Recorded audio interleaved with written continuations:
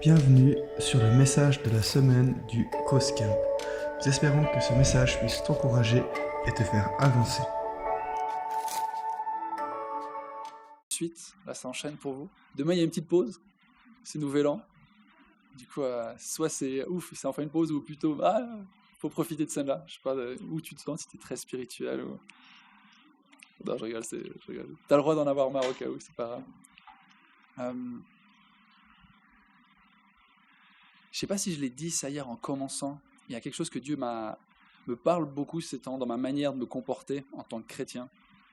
Il y a une phrase qui me plaît beaucoup, c'est « Arrête de jouer à l'église, arrête de jouer à être chrétien, arrête de jouer à être pasteur. » Je sais pas si pour vous ça fait sens, pour moi ça fait beaucoup de sens.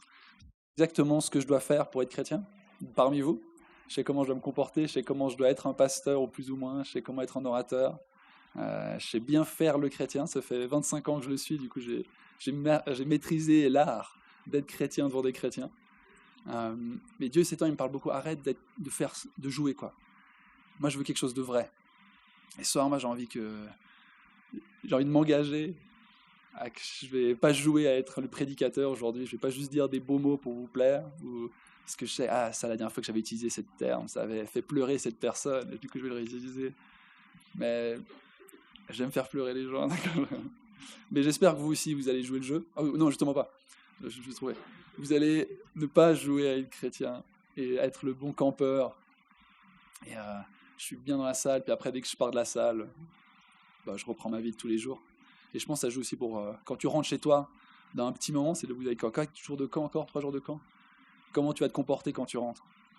Moi, j'ai vraiment t'encourager que ici, tu as quelque chose à retenir durant ce camp qui va te permettre de plus juste jouer aux chrétiens, mais d'en être un, d'être un disciple de Jésus.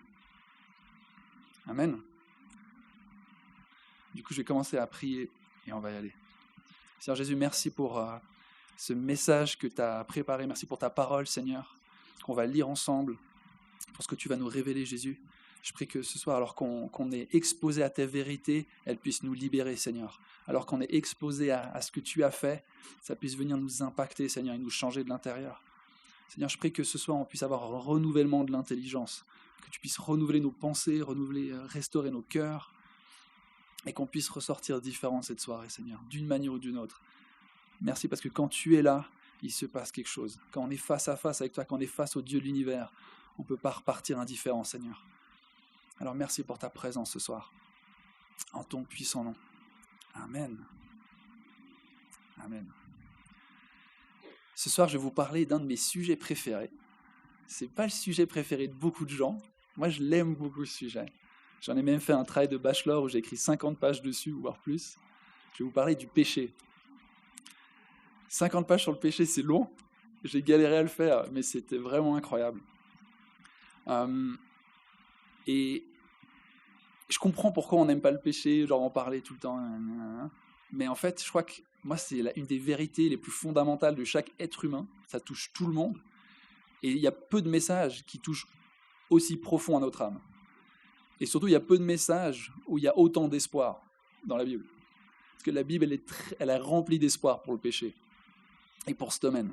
Alors peut-être c'est des mauvaises habitudes, peut-être des prédications, on est un peu trop... on n'amène pas l'espoir derrière ce message. Mais ce soir, j'ai envie de te dire qu'il y a un grand, grand espoir derrière cette thématique du péché pour ta vie. Il y a un grand espoir. T'es prêt du coup? Trop bien. Alors, je ne sais pas exactement où vous en êtes par rapport à cette notion. J'ai l'impression, en sondant un peu la salle ces derniers temps, que vous êtes tous fils de chrétiens, fils d'église, anciennement chrétiens, ou en tout cas, vous êtes tous grandis dedans, plus ou moins, d'une manière ou d'une autre. Du coup, je pense que le péché, c'est une notion que vous avez souvent entendue. Mais juste pour mettre tout le monde un peu... qu'est-ce que moi j'entends par péché, le péché? Alors moi, je pense que c'est assez simple. Pour moi, c'est l'orgueil. Si tu résumes, c'est quoi le premier péché de l'homme? C'est l'orgueil. C'est ce désir d'être Dieu à la place de Dieu. C'est ce petit truc. J'aimerais bien être roi à la place de Dieu. J'aimerais bien faire ce que j'ai envie de faire. J'aimerais bien être celui qui est à la fin, mais prend la décision. J'aimerais bien être complètement libéré de toute frontière, toute limite, et faire ce que j'ai envie de faire. Et ça, je pense, c'est la racine du péché, et puis ça se reflète dans tout, dans toutes tes actions que tu pourrais faire en péchant. Genre, j'ai envie de coucher avec qui j'ai envie de coucher parce que j'ai envie de faire ça. J'ai envie de regarder ce que j'ai envie de regarder. J'ai envie de boire autant que je peux boire. J'ai envie de prendre toutes les drogues pour essayer parce que j'ai envie de le faire et personne ne peut m'arrêter. Et moi, il y a une phrase qui me fait souvent rire. C'est souvent des non-chrétiens qui utilisent cette phrase. C'est « Only God can judge me ». Seulement Dieu peut me juger. Et moi, quand je suis là, bah, ouais, il va le faire, fais gaffe. C'est genre, ouais, mais attention, hein, je sais pas si tu as vraiment envie de te tatouer ça sur le corps, parce que sans rendre compte de ce que tu es en train de dire. Parce qu'il va le faire, en fait. Et on aimerait être ce roi de nos vies, on aime avoir le dernier mot. Et pour moi, c'est ça, la base de tout péché, en fait. Et on a l'impression qu'on est si important. Moi, ma vie, elle est si importante. Elle est tellement importante qu'elle est plus importante que la tienne. Mon opinion est plus importante que le tien. Ce que je crois est plus important que ce que tu crois, en fait, parce que moi, j'ai raison. Ce que je ressens, je vais le mettre avant ce que toi, tu ressens. Ce que j'ai envie de faire, je vais le mettre même avant ce que Dieu il a envie que je fasse, parce que, en fait, ma vie, elle est plus importante que les commandements de Dieu. Et tu vois, c'est un truc qui est en nous un peu et qu'on a de la peine à se débarrasser, même qu'on n'arrive pas à se débarrasser, qui est sournois. Même, tu vois, moi, ça fait 8 ans que je suis né de nouveau, je dirais. Et purée, c'est toujours là, mais de manière plus sournoise, je dirais. C'est présent. Et il y a une grande... c'est pas un auteur, au féminin, c'est autrice. C'est un vrai mot, autrice. Alors, il y a une autrice, une grande autrice qui a dit, je vais lire la phrase, après je vais vous dire d'où ça vient. C'est en anglais, parce que dans la traduction, c'est dit « No right, no wrong, no rules for me, I'm free ». En français, c'est pas de juste, pas de faux, il n'y a pas de loi, je suis libre. Et cette grande femme, c'est Elsa de la Reine des Neiges. Quand elle chante « Libérée, délivrée », en français, justement, ils n'ont pas traduit entièrement. Ils disent autre chose, je n'ai pas trouvé, mais en anglais, il dit ça, elle fait « Ah, je suis libre, il n'y a pas de juste, il n'y a pas de faux, je fais ce que je veux, je suis libre, enfin !» Et ce qui est drôle, c'est que ce qu'elle est en train de proclamer comme étant la liberté, c'est exactement ce que la Bible décrit comme l'esclavage. C'est « Je suis libre de faire ce que je veux, il n'y a plus aucune loi maintenant, il n'y a même pas des trucs justes, il n'y a même pas des trucs faux en fait, c'est ce que moi j'ai envie. » Et je crois que c'est hyper actuel ça, je ne sais pas si... Je cite Elsa parce que je trouve qu'elle représente bien notre société actuellement. Mais c'était genre, moi je ne sais pas vous, vos amis non chrétiens, c'est vraiment genre, non mais c'est ce que j'ai envie de faire. Pour moi c'est juste, je veux le faire comme ça. Non mais ça c'est ce que toi tu penses, moi je pense différemment. Non mais ça c'est ta vérité, ça c'est le pire, ça c'est ta vérité, moi c'est ma vérité. Je ne comprends pas mais la logique derrière une vérité que chacun aurait, et moi ça fait aucun sens. Mais on n'est pas là pour ça. Mais vous voyez un peu ce type de discours, où c'est en fait, plus je vais enlever des règles, plus je vais enlever des choses, plus je vais pouvoir être libre. Et puis je le comprends, moi le premier, quand mes parents partaient et j'avais maison libre, quand j'étais adolescent, c'était genre oh, je peux faire ce que je veux avec mon frère, on se fait des orgies de jeux vidéo toute la journée, on jouait à Assassin's Creed toute la journée, c'était pas terrible, mais je comprends ce truc, genre t'as envie de pouvoir, d'enlever ses limites parce que t'as envie de faire ce que t'as envie de faire. Il y a une part, ouais, c'est de la liberté, mais en fait on va voir que il y a vite un couac en fait avec ça. Et on va du coup, je vais plus lire la Bible aujourd'hui, pour ceux, les petits biblistes. J'invente des mots des fois, vous me dites si ça n'existe pas. En Romains, qu'est-ce que j'ai mis 6, verset 16. Si vous avez une Bible ou si vous avez des notes. Romains 6, verset 16. Alors, est-ce qu'on est vraiment libre quand on enlève le truc ?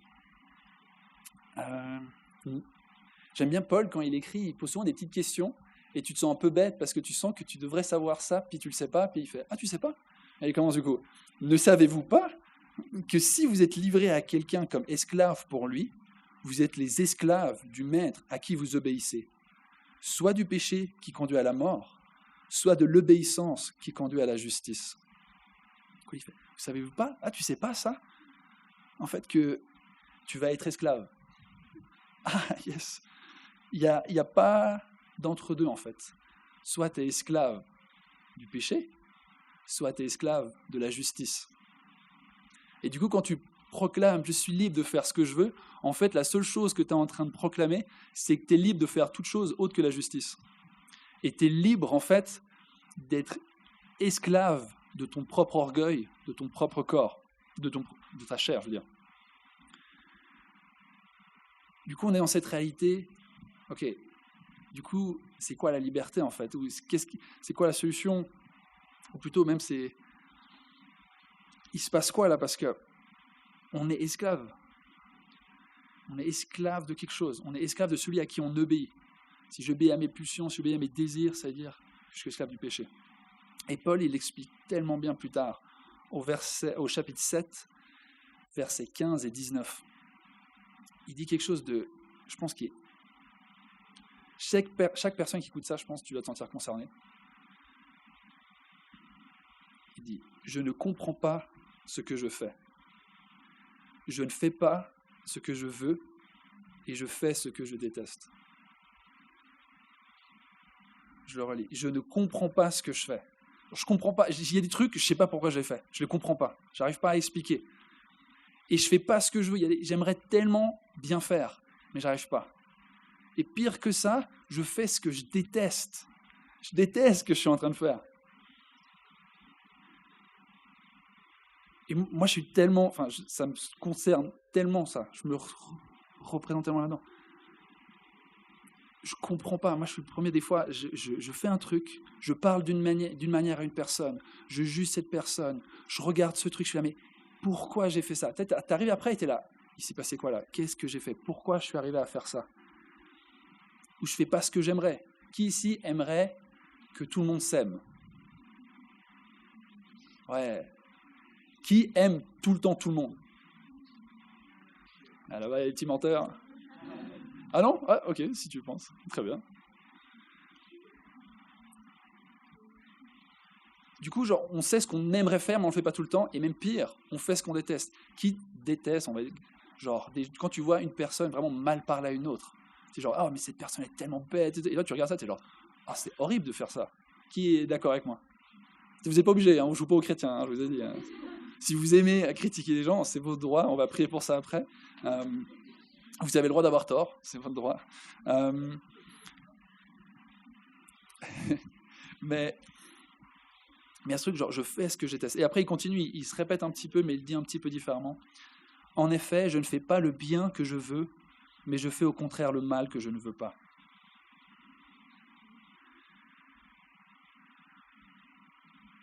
De nouveau, j'aimerais bien faire, mais je manque la cible.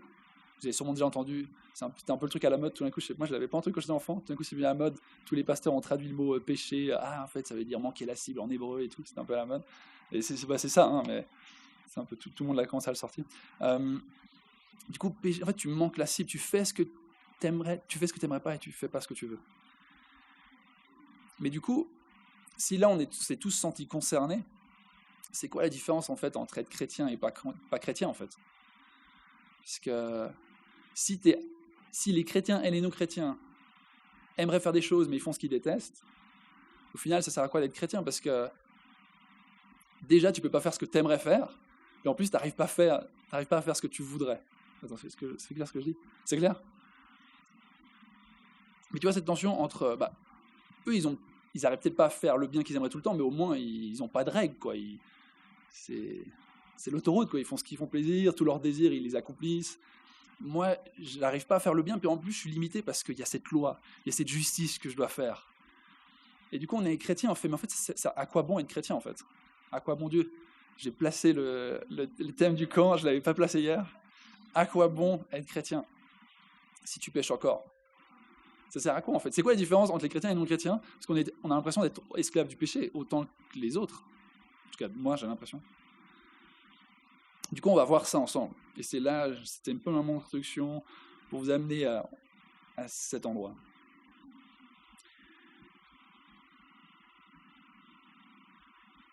Alors, je pense, si c'est une vraie question que tu te poses, genre, pourquoi je suis chrétien? J'aimerais juste être non-chrétien pour pouvoir faire les choses que j'aimerais faire, parce que de toute façon, j'arrive pas à faire ce que je devrais. Je pense qu'il y a un premier problème déjà à ta réflexion, c'est que je pense que tu idéalises le monde. Je pense déjà de dire, mais purée, j'aimerais trop être non-chrétien pour faire ce que j'ai envie de faire. Je crois que t'es un peu optimiste sur ce qu'est le monde et ce que le monde peut te proposer. Les plaisirs du monde, les plaisirs charnels, les plaisirs de l'alcool, la drogue, toutes ces choses-là, ou que sais-je, le succès, l'argent. Et la Bible, elle en parle, elle dit « De même, vous avez mis vos membres comme esclaves au service de l'impureté et de l'injustice, pour arriver à plus d'injustice. De même, maintenant, mettez vos membres comme esclaves au service... » Désolé, je crois que je suis trop loin. Laissez-moi juste réfléchir. Ah ouais, c'est là. « Quels fruits portiez-vous alors ? Des fruits dont vous avez honte aujourd'hui, car leur fin, c'est la mort. » Il dit plus loin aussi, le salaire du péché, c'est la mort.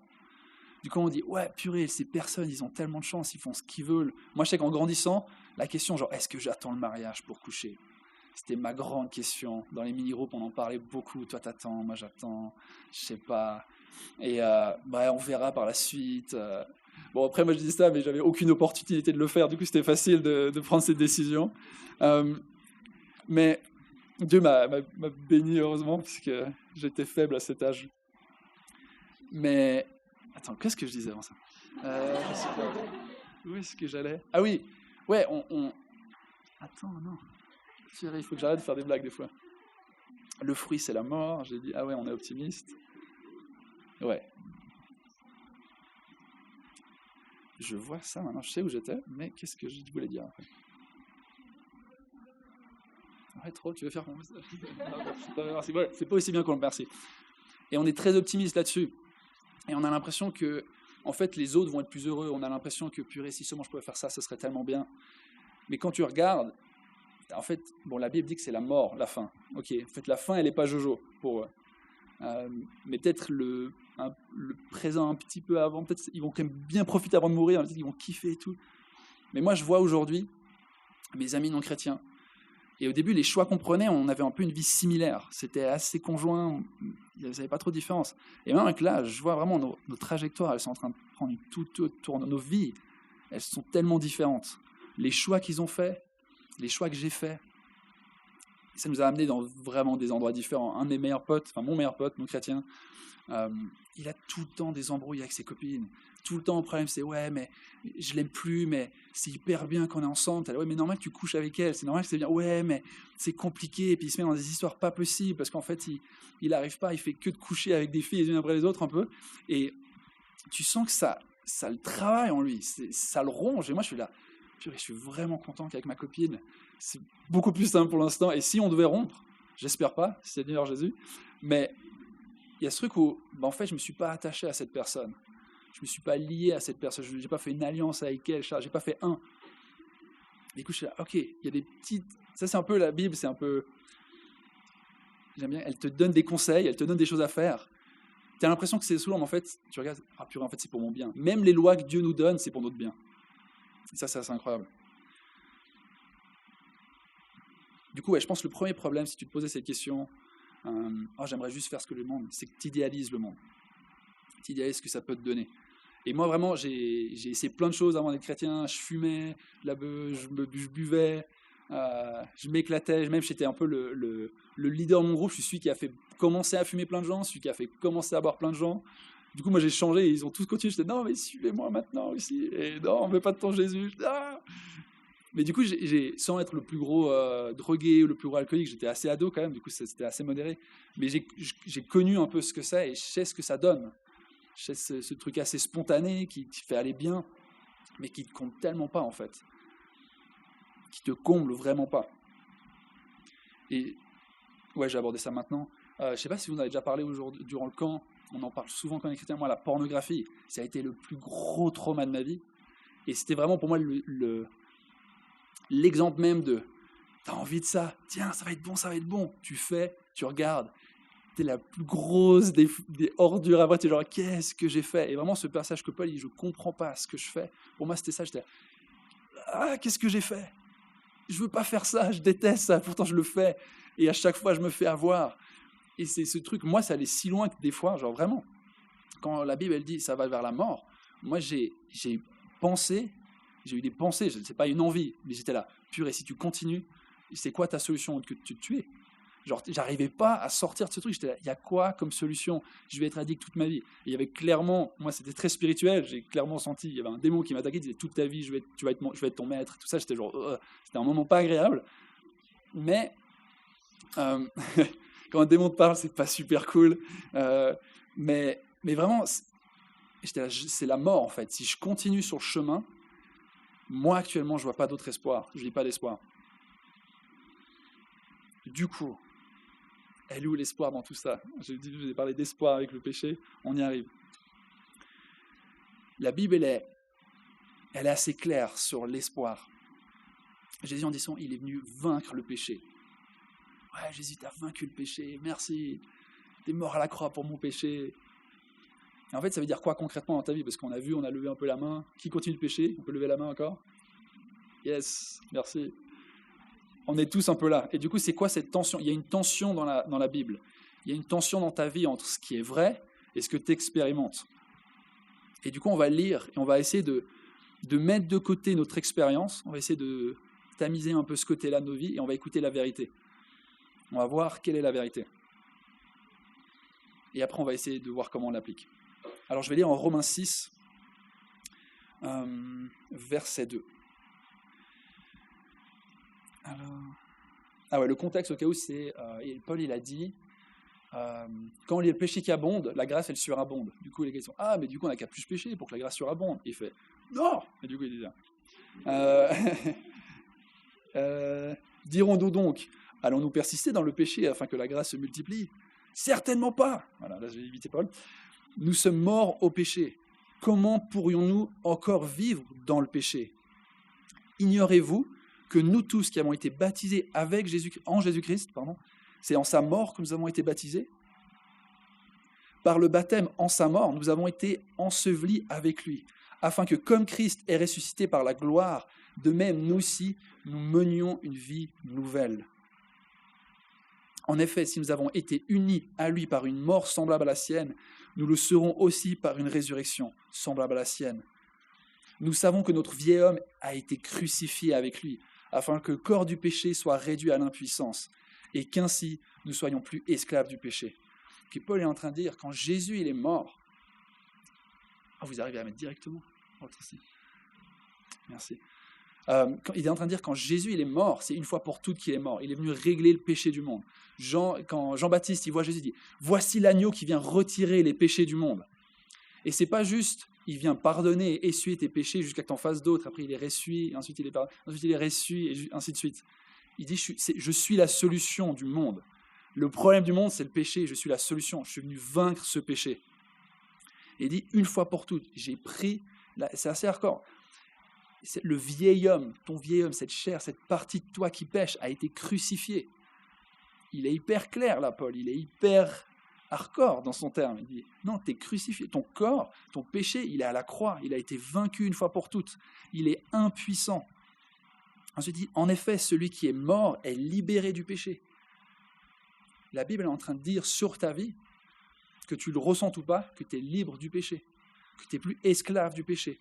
Or, si nous sommes morts avec Christ, nous croyons que nous vivrons aussi avec lui. Car nous savons que Christ est ressuscité, il ne meurt plus, la mort n'a plus de pouvoir sur lui. La Bible, elle te dit ce soir, elle me dit à moi, qu'on a été libéré une fois pour toutes. Son sacrifice, il l'a fait une fois pour toutes.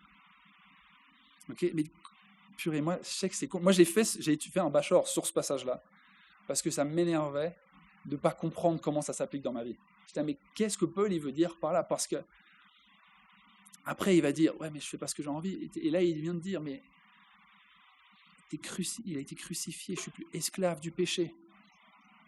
Ça veut dire quoi pour nous chrétiens? Moi, je galère avec le péché. À quoi? Je galère. Ça a l'air si clair pour Paul qu'on est libre du péché. Et pourtant, la réalité, elle est si distante de ça. Et je crois, le truc qui m'énervait, c'était qu'on ne parlait pas assez du fait que la Bible dit qu'on est libre. Et tu vois, oui, tu sais, mais on est toujours pécheur. Moi, c'était ça, et j'étais là. Mais, ok, mais à quel moment la Bible, elle dit ça? Alors, il y a des passages où celui qui dit qu'il n'a pas péché, mais, tu sais, on rappelle, mais on a encore péché. Et moi, j'avais l'impression, c'est mon ressenti, je ne dis pas que c'est ça, qu'en fait, on justifie beaucoup de nos actions, qu'on essaye des fois un peu de, pas de diminuer la radicalité du truc, mais que en fait on met des fois nos expériences presque au même niveau que la parole, parce qu'en fait on vit mal cette tension. Mais la Bible, là, elle est claire, elle dit non, tu es libre, Jésus il est venu pour ça. Hébreu, il dit, en hébreu ça dit comment c'est, il est venu une fois pour toutes, le problème du péché est réglé.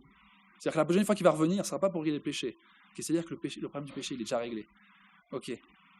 C'est-à-dire que dans ma vie, je suis censé pouvoir être libre du péché, vivre libre du péché. Et cette nouvelle vie, au verset 4, il disait, il y a une nouvelle vie qui est là pour vous. Au verset 22, c'est ça un peu, qu'est-ce que c'est censé être, cette nouvelle vie. Mais maintenant que vous avez été libérés du péché et que vous êtes devenus esclaves de Dieu, vous avez pour fruit la progression dans la sainteté et pour fin la vie éternelle. J'aurais dit, maintenant que vous avez été libérés, du coup maintenant que tu as accepté Jésus dans ta vie et que vous êtes devenus esclaves de Dieu, du coup, News, t'es esclave de Dieu, vous avez pour fruit la progression dans la sainteté et la fin, la vie éternelle. Au chapitre 8, verset 9, il dit « Quant à vous, vous n'êtes plus animés par votre nature propre, mais par l'Esprit, si du moins l'Esprit de Dieu habite en vous. Si quelqu'un n'a pas l'Esprit de Christ, il ne lui appartient pas. Et si Christ est en vous, votre corps, il est vrai, est mort à cause du péché, mais votre esprit est vie à cause de la justice. » Okay, c'est-à-dire que là, si l'Esprit de Dieu est en toi, c'est-à-dire que tu es mort au péché. Si l'Esprit de Dieu habite en toi, c'est-à-dire que tu es libre du péché. Et Paul, le péché, au cas où, il l'identifie un peu comme un tyran dans Romains. C'est un tyran qui te domine. Il dit, tu n'es plus sous son joug, tu n'es plus sous sa domination.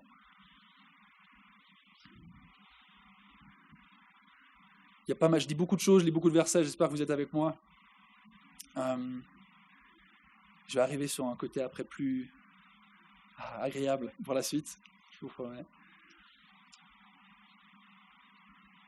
Ok, du coup, on est libre, mais du coup, maintenant, on revient à notre réalité. Est-ce qu'on peut pécher encore alors qu'on est libre du péché? Et Paul, il dit quand même, il n'est pas naïf. Il n'est pas naïf. Il dit, ne mettez plus vos membres au service du péché. C'est-à-dire qu'il y a quelque chose que tu peux faire, en fait, c'est que tu peux te mettre toi-même à la disposition du péché un peu. Ne mettez plus vos membres au service du péché comme des instruments d'injustice. Mais au contraire, livrez-vous vous-même à Dieu comme des morts revenus à la vie et mettez vos membres à son service comme des instruments de justice. C'est-à-dire Paul, là, il est en train d'accepter le fait que tu vas sûrement encore le faire. D'accord? Mais il dit, mais fais-le pas. Résiste. Fais-le pas. Tu es libre du péché, tu n'as plus besoin de le faire comme avant. Avant, c'était ce truc, oh, j'ai envie, genre, appuie pas sur le bouton rouge. J'ai envie. Ou quand tu vois ta mère qui sort de la chambre, ou de n'importe où, t'es là. Le truc que tu n'as pas le droit de faire, bah, tu le fais directement dès qu'elle sort. C'est tu as envie de faire quelque chose que tu n'as pas le droit. La Bible, elle dit qu'en fait, Dieu, il change ton cœur. C'est-à-dire que le fruit de ton cœur, c'est plus l'injustice, c'est la justice. C'est-à-dire que, comment expliquer ça? Avant, moi, je voyais un billet par terre. Le premier réflexe, c'est de le ramasser et de le mettre dans ma poche. Un billet d'argent. Maintenant, je vois un billet par terre. Mon premier réflexe, c'est quoi? C'est de regarder, est-ce qu'il y a quelqu'un qui l'a fait tomber? C'est pas pour me jeter des fleurs. Au contraire, c'est pour dire, Dieu, il est bon parce qu'il me change. Moi, j'étais très égoïste avant. J'étais très avare. J'avais envie de thunes. Dès que j'en vois, j'en prends et je fais, cool. Mais Dieu, il a œuvré en moi. Et il a changé. Ce qui était naturel de sortir de mon cœur, tout d'un coup, ça ne l'est plus. Il y a une nouvelle nature. Il y a quelque chose de nouveau qui sort de mon cœur naturellement. Ça ne veut pas dire que des fois, tu vas pas faire quelque chose que tu devrais. C'est-à-dire que ce qui sort naturellement de toi, tout d'un coup, c'est plus le péché, mais c'est la justice. Et tu vas aller de gloire en gloire. Tu vas grandir en sanctification. La sainteté va devenir de plus en plus normale pour toi.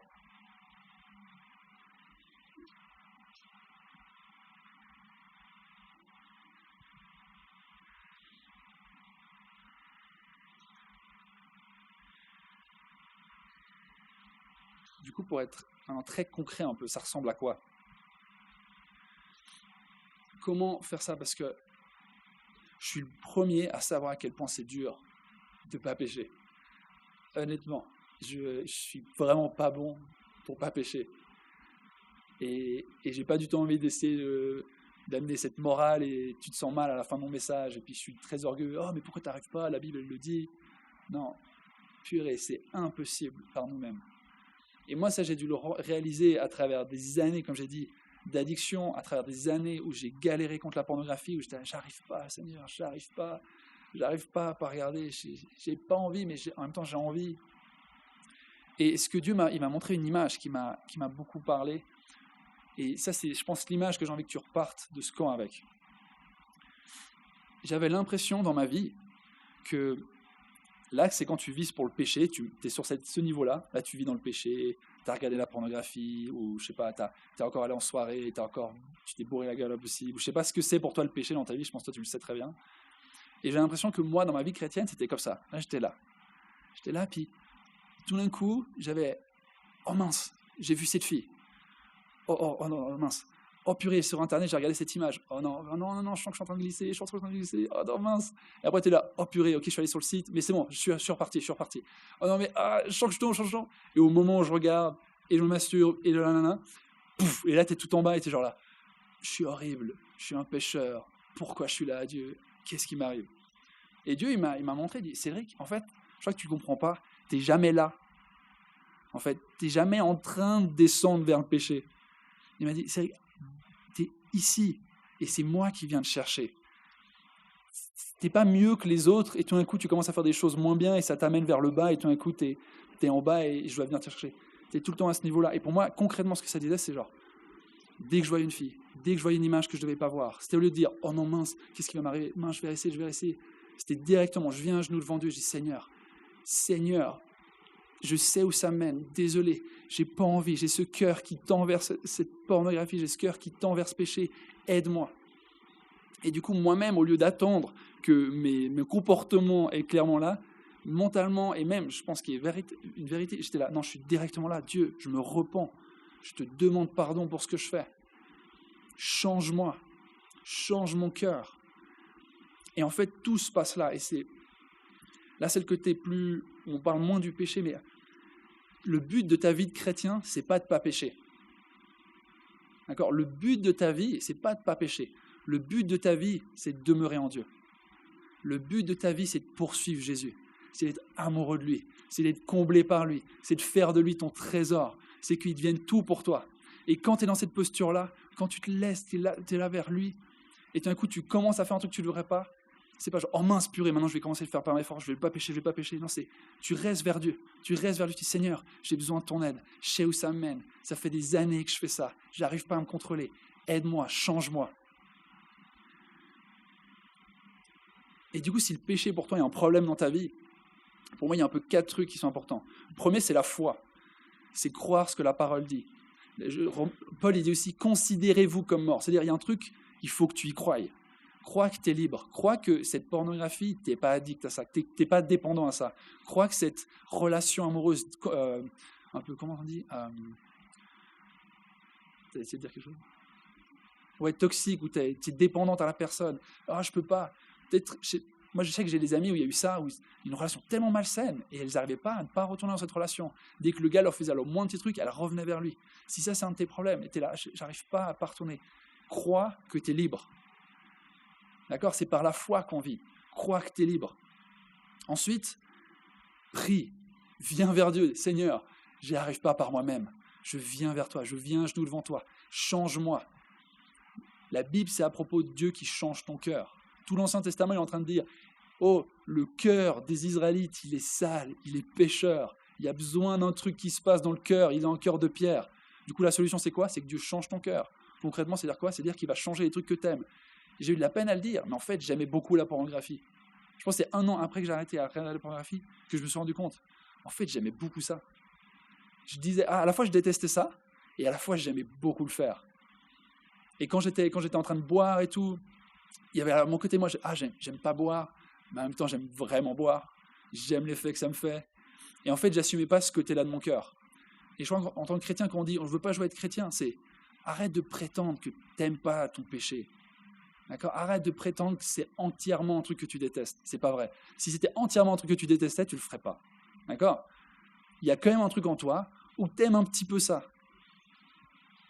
t'aimes un petit peu regarder ce truc, t'aimes un petit peu aller dans ces scènes, dans ces situations, t'aimes un petit peu juger cette personne parce que ça te fait sentir un petit peu supérieur à elle. Il y a ce truc en toi, t'aimes, parce que sinon tu le ferais pas. Et du coup, de réaliser ça, Seigneur, change mon cœur, change-moi. Et une encore, c'est l'humilité, du coup. C'est de se rendre compte, Seigneur, j'ai besoin de toi. Seigneur, je ne suis pas parfait. Seigneur, c'est là où j'en suis. Vous voyez là, au lieu d'attendre que ta situation dit que tu es en bas, et l'humilité de réaliser que tu es déjà en bas. Viens à genoux, tombe devant lui, dis Seigneur, j'ai besoin de toi, purée. Alors l'équipe louange, je vous invite à revenir si vous avez... Je vais clôturer.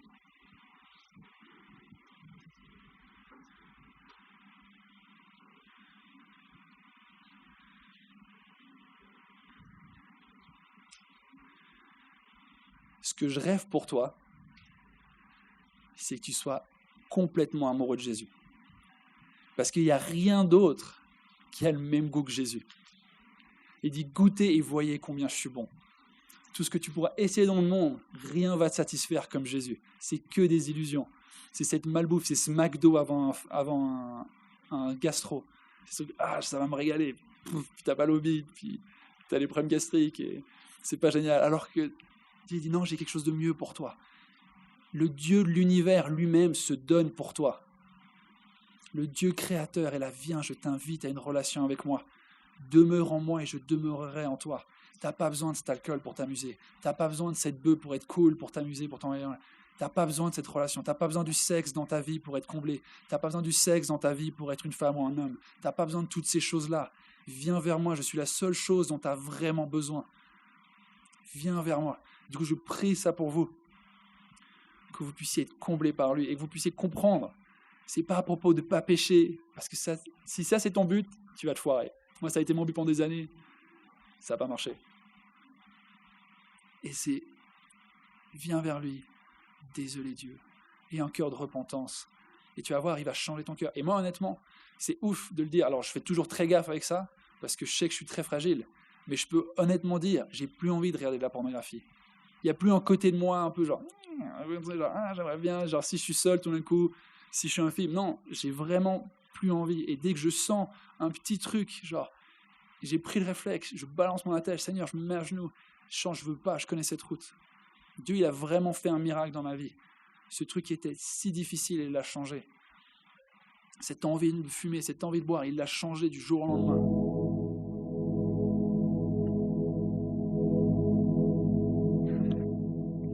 J'ai un ami qui fait une blague, il dit que ça c'est le Saint-Esprit.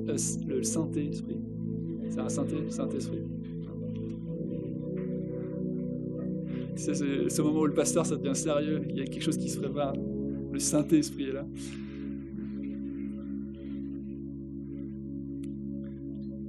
Du coup, j'ai essayé de balancer plein de péchés que moi j'ai fait dans ma vie, en espérant qu'il y en ait un de mes péchés qui te rejoigne. Mais je pense peut-être que tu en as un autre en tête. Peut-être que tu as quelque chose d'autre qui est spécifique à toi. Et honnêtement, si tu n'en as pas, cherche encore. D'accord ? Et si vraiment tu n'as pas, bon ok, très bien. Si le Saint-Esprit ne met pas une conviction sur ton cœur que ça c'est quelque chose que tu l'as réglé, amen, sur le Saint-Esprit. Mais moi j'ai envie de t'inviter maintenant à vivre un temps avec Dieu. Et ouais, ferme les yeux, viens devant lui et parle-lui. Il y a cette situation dans ta vie qui est en train de te bloquer. Et ce qui arrive avec le péché, et peut-être tu t'en rends pas compte, mais c'est qu'il pervertit l'image de Dieu. Adam et Ève, quand ils ont péché, ils ont eu peur de lui. C'est-à-dire quand ils ont péché, tout d'un coup, leur image de Dieu, qui est un bon Dieu, elle a été comme pervertie, et tout d'un coup, ils ont eu peur de lui. C'est-à-dire quoi ? C'est-à-dire que leur péché, il a modifié quelque chose dans leur tête. Ils ont vu Dieu différemment. Et moi, c'était ça, quand je péchais, quand je pêche toujours, je suis là, Dieu, t'es un Dieu méchant, t'es un Dieu qui va me juger, t'es un Dieu... Et en fait, j'oublie qui il est. J'oublie que c'est un Dieu de grâce. J'oublie que Jésus, il a dit, je ne suis pas là pour te condamner, je suis là pour te sauver. Du coup, on a besoin de lire la Bible. Tu as besoin de lire la Bible pour être renouvelé, pour avoir une bonne image de qui est Dieu. Un Dieu de miséricorde qui t'aime. Et là, il est en ce moment-là, et il est là pour toi. Il n'est pas contre toi. Il veut t'aider, il veut te donner une main. Il dit, est-ce que tu veux mon aide pour arrêter ce truc ? Est-ce que tu veux mon aide ? Viens vers moi, mon enfant. Demeure en moi, sois en communion avec moi. N'essaie pas de faire ça par toi-même. Je veux que tu sois libre. La Bible, elle dit, C'est pour la liberté que Christ nous a affranchis. C'est pour que tu sois pleinement libre. C'est ça la vraie liberté.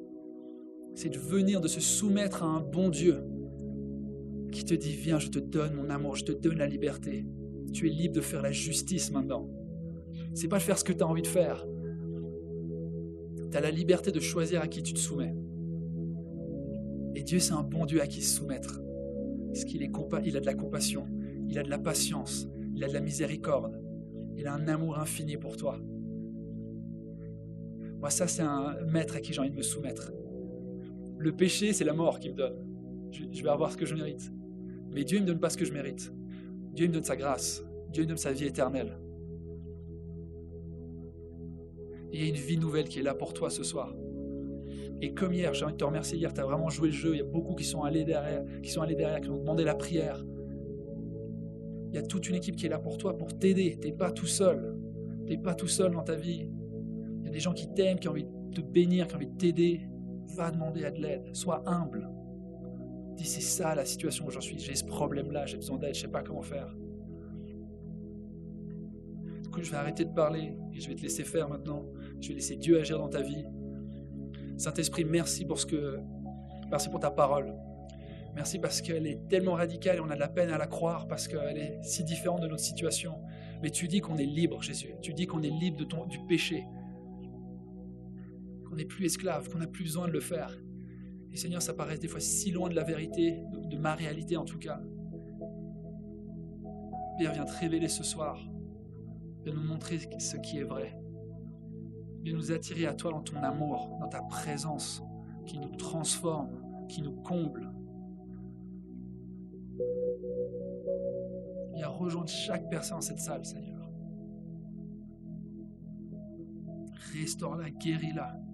Et si c'est quelque chose en dehors du message, tu as besoin de prière, vas-y. Si tu as besoin de guérison, si tu as besoin de restauration, si tu as besoin d'encouragement, vas-y, n'attends pas. Il ne reste plus beaucoup de soirées. Mets pas au demain ce que tu peux faire aujourd'hui, même à après-demain là pour le coup. Alors Seigneur, bénis ce moment de ministère, viens agir puissamment, Seigneur, en ton puissant nom.